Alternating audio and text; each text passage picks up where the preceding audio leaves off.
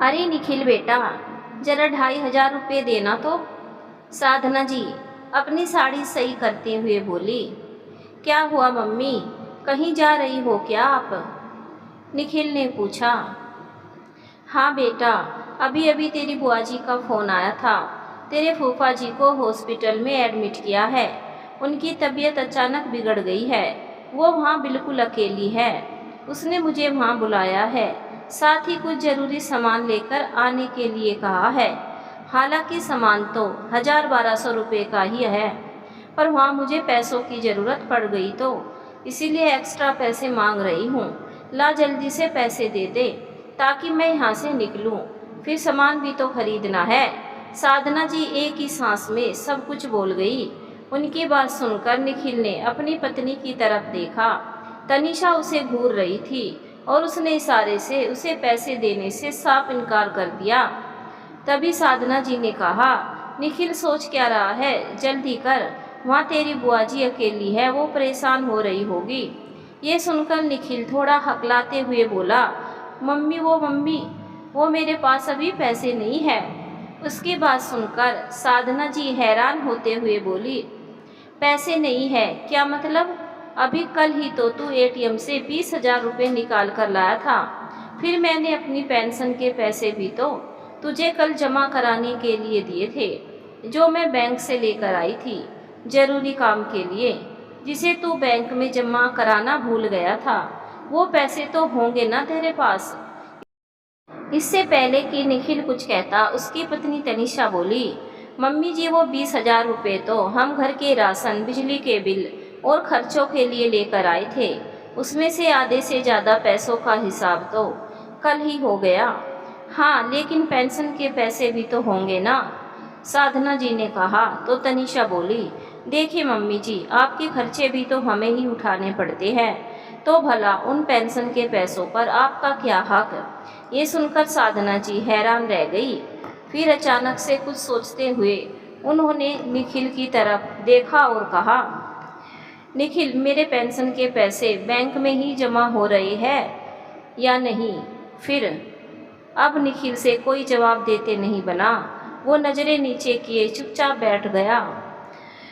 साधना जी को समझते देर नहीं लगी कि उनके पेंशन के पैसे कोई बैंक में जमा नहीं होते, बल्कि ये लोग अपने पास ही रख लेते हैं। तभी उनके बैंक की पासबुक तक उन्होंने अपने पास रख रखी है।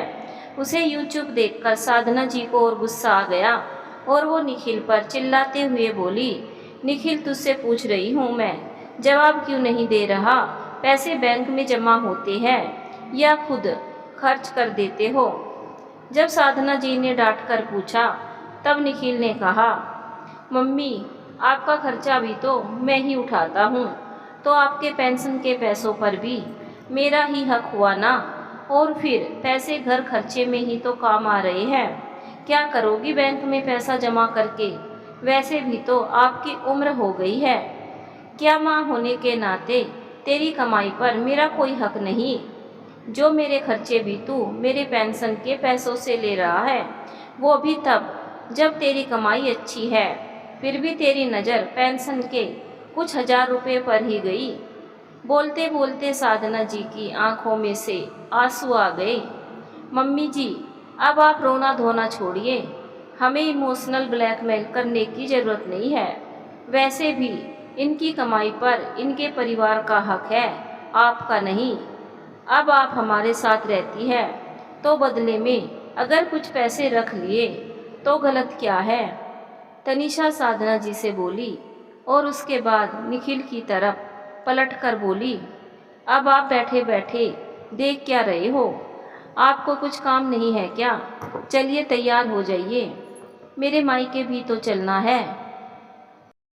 फिर आखिर साधना जी को वहीं बैठा छोड़कर थोड़ी देर बाद दोनों घर से रवाना हो गए। साधना जी की आंखों में आंसू आ गए। कितना विश्वास करती थी वो अपने बेटे बहू पर, और वो दोनों उसकी पीठ में छुरा घोंप रहे थे।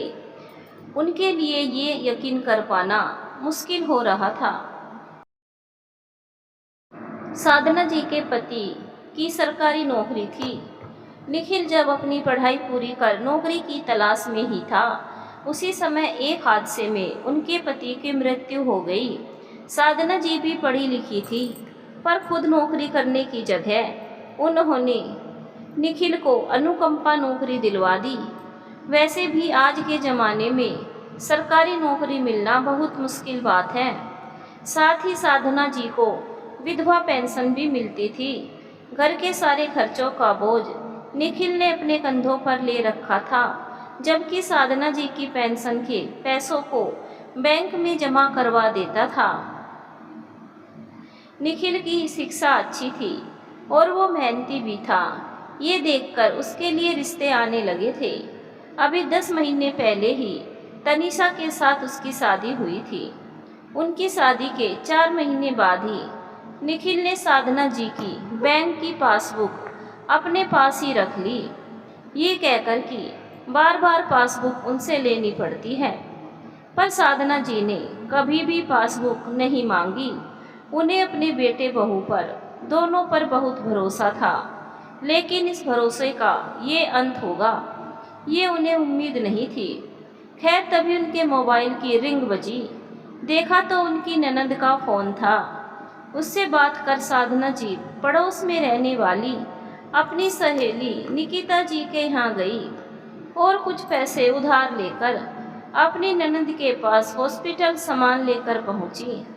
घर की चाबी वो निकिता जी को ही दे आई थी। शाम को जब घर वापस लौटी, तब तक बेटे बहू दोनों आ चुके थे। उनके घर में घुसते ही निखिल ने पूछा, मम्मी कहाँ गई थी आप? तुम्हारी बुआ के पास गई थी, उसे मेरी ज़रूरत थी।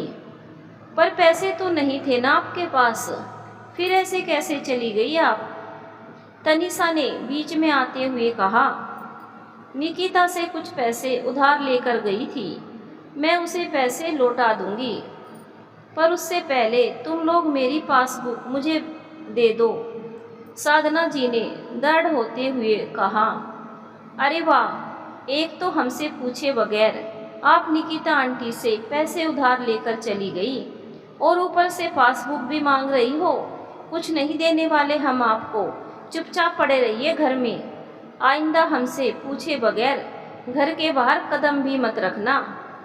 तनीषा चिल्लाते हुए बोली। ये सुनकर साधना जी ने निखिल की तरफ देखा, लेकिन निखिल ने चुप रहकर इसमें अपनी सहमति जाहिर कर दी। आखिर साधना जी ने निर्णय ले लिया कि अब उन्हें अपने लिए बोलना ही पड़ेगा। तुम मेरी बहू हो, सास बनने की कोशिश मत करो। तुम कौन होती हो ये निर्णय लेने वाली कि मुझे क्या करना है और क्या नहीं? मैं अपनी पासबुक ही तो मांग रही हूँ, कुछ और तो नहीं। 1 मिनट मम्मी जी, आप अपने छोटे छोटे खर्चों के लिए भी हम पर निर्भर हो, हम आप पर निर्भर नहीं है।